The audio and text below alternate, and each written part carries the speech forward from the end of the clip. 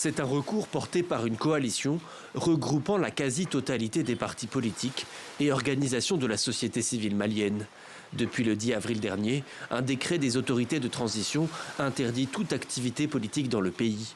La coalition demande son annulation pure et simple auprès de la Cour suprême. Cette décision est illégale.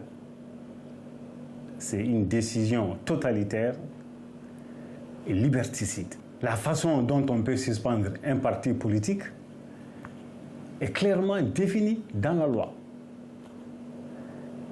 Et ces dispositions-là ont été violées. Donc le décret a été pris au mépris de ces dispositions, au mépris de la Constitution en vigueur actuellement en République du Mali.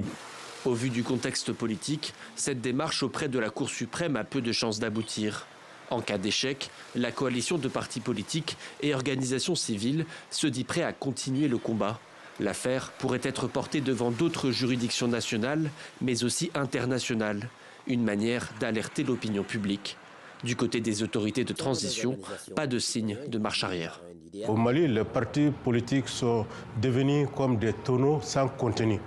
Comme on sait, les tonneaux vides font trop de bruit.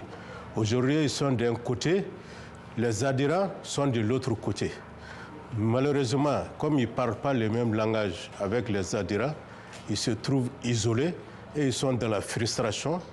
La date de la prochaine élection présidentielle malienne n'est toujours pas connue.